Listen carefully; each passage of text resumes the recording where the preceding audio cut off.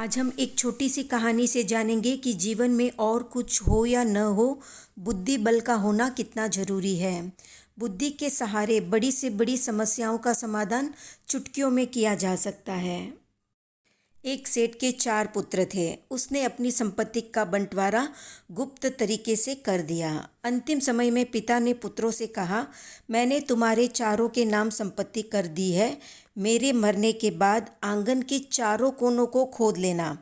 घड़े में जिसका नाम निकले वो अपनी संपत्ति शांति से ले लेना। परस्पर प्रेम से रहना और धन संपत्ति को लेकर लड़ाई झगड़े मत करना। कुछ समय के बाद सेठ का देहांत हो गया। चारों ने मिलकर जो भी क्रियाकर्म करने थे कर दिए। इसके बाद चारों लड़कों ने परस्पर मिलकर निर्णय लिया कि चारों की उपस्थिति में आंगन की खुदाई होगी। खुदाई में जिसके नाम की जो वस्तु होगी वो उसी को मिलेगी। आंगन के कोनों की खुदाई हुई। बड़े पुत्र हीरालाल के घड़े में रद्दी के कागज भरे थे। दूसरे पुत्र पन्नालाल के घड़े में खेत की मिट्टी के ढेले भरे थे। तीसरे पुत्र मानकलाल के घड़े में जानवरों की हड्डियां भरी थी। चौथे पुत्र मोतीलाल के घड़े में घर की सारी संपत्ति, हीरे मोती पन्ने जवाहरात सोना चांदी सारा था। तीनों भाइयों को पिता के व्यवहार पर बहुत गुस्सा आया। पिताजी तो गुजर चुके थे, इसलिए गुस्सा निकालने का अवसर नहीं मिला। आखिर तीनों भाइयों ने मिलकर छोटे भाई से कहा, पिताजी ने चाहे कैसा ही व्यवहार किया हो, परंतु हम तुम्हें ये पूरा धन लेने हरगिज नहीं देंगे। चारों के बराबर हिस्से होंगे। छोटे भाई ने कहा कि पिताजी ने अपनी इच्छा से मुझे दिया है, इसलिए इसमें से मैं एक भी पैसा तुम लोगों को नहीं दूंगा। तीनों भाई एक हो गए। छोटा भाई अकेला पड़ गया। झगड़ा इतना बड़ा कि न्यायालय तक बात पहुंच गए।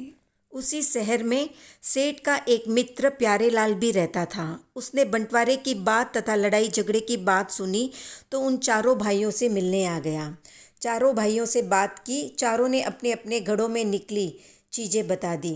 चारों की बातें सुनकर प्यारेलाल ने कहा कि तुम्हारे पिता तो बहुत समझदार थे। उन्होंने जो बंटवारा किया है वो बहुत अच्छे तरीके से सोच समझकर किया है।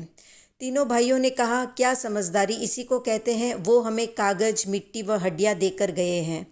क्या करें हम इनका, कैसे चलाए हम गृहस्थी की गाड़ी को। तो प्यारेलाल ने बड़े लड़के से पूछा, तुम कौन सा धंधा संभालते हो। उसने कहा, मैं ब्याज का धंधा संभालता हूँ। तो प्यारेलाल ने कहा कि तुम्हारे घड़े में रद्दी कागज निकले, इसका मतलब कि ब्याज के धंधे में जितनी भी रकम है वो सारी तुम्हारी है। ये बात सुनी तो लड़का बहुत खुश हो गया। सारी रकम जोड़ी तो ब्याज के 25 लाख रुपये हो गए। दूसरे लड़के से पूछा, तुम क्या करते हो। उसने कहा, मैं खेती बाड़ी देखता हूँ। तो प्यारेलाल ने कहा कि घड़े में मिट्टी का मतलब है घर खेत जमीन आदि तुम्हारे हिस्से में है। इन सब की रकम जोड़ी गई तो 25 लाख रुपये हुई। तो दूसरा भी खुश हो गया। तीसरे लड़के से पूछा, तुम क्या करते हो। तो उसने कहा, मैं पशुधन संभालता हूँ, गाय भैंस की देखभाल करता हूँ। तो प्यारेलाल ने कहा कि हड्डियों का मतलब है जितना भी पशुधन है वो सब तुम्हारा। ये सुनकर तीसरा भाई भी बहुत खुश हो गया। पशुधन की कीमत भी जब आंकी गई तो 25 लाख के करीब निकली। चौथा भाई जवाहरात संभालता था, अतः उसे सारी संपत्ति मिली। उसकी भी जब कीमत आंकी गई तो वो 25 लाख रुपये निकली।